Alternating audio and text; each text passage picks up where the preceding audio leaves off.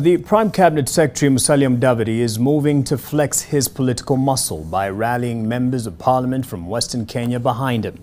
The move coming just days after Deputy President Rigathi Gachagua embarked on a similar exercise, hoping to topple former President Uhuru Kenyatta as the Mount Kenya kingpin. Musalia calling for unity of purpose and for the first time in a long time bringing all Western MPs despite their political inclination together. NTV senior political affairs reporter Kennedy Moredi delves into this meeting and the silent wars between Rigathi and Mudavadi. For the first time in a while, Prime Cabinet Secretary Musalia Mudavadi has managed to bring together all elected Western Kenya MPs in a meeting dubbed Seeking Unity of Purpose. One of them that is important. The politicians met in Nairobi to, among other things, review the status of their relations and forge a better working relationship. Two key issues led to their coming together: the loss of a Parliamentary Service Commission post through Sirisia MP John Waluke and the failure of former Shinyalu MP Justus Kizito to clinch the East Africa Legislative Assembly nomination. Mudavadi says the region has no other option other than to unite. Sisi tumeshirikiana na muungano wetu wa kisiasa, lakini tukifika mwisho, tukifika sasa wakati wa kukawana ile keki ambayo tumeleta kwa meza, watu wanakawana keki alafu wanatuacha hapo tunabaki na njaa. Kwa hivyo sisi pia tunataka kuuliza wapi yetu. So my first request to you is that within your respective areas, if you can establish your own due diligence teams, so that at some stage when we meet, we can compare what you have seen on the ground and what is on our records. Consequently, Mudavadi says he is taking a bipartisan approach that will not consider political affiliations. Let us put all that behind us. Let us see what we can do for our people together, because your constituents are Kenyans and they are our people. According to sources within the morning meeting, it was more about showing Mudavadi's capacity as one of the senior politicians from Western Kenya. Even a speculation of a cold war between him and Deputy President Rigathi Gachagua emerged.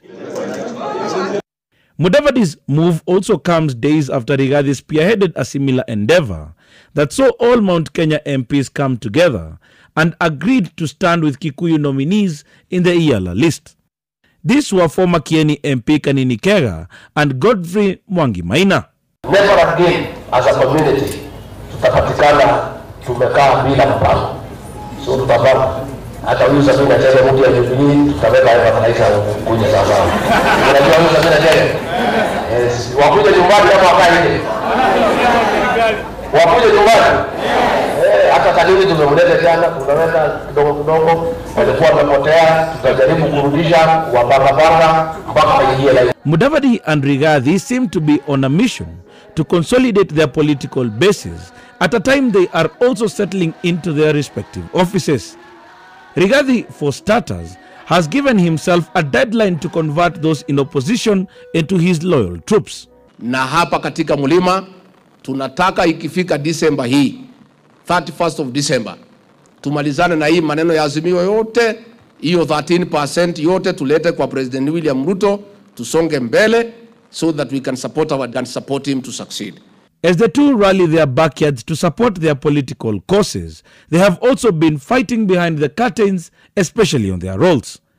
Sources within the political circles have intimated to NTV that the two have not been cordial, roping in the president.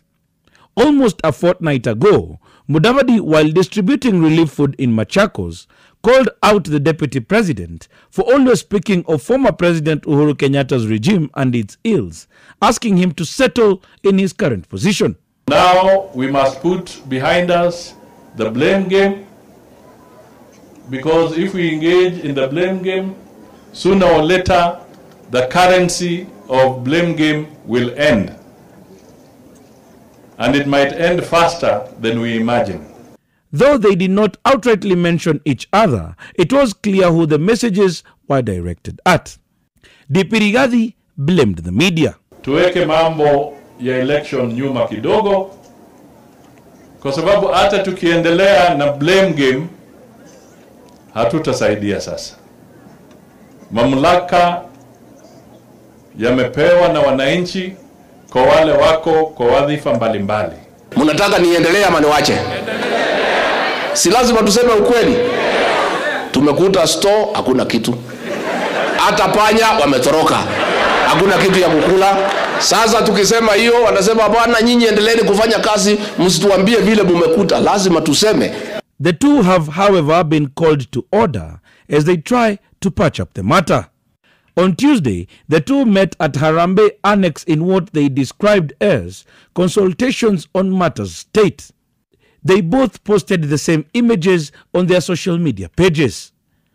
Kennedy Muredi, NTV.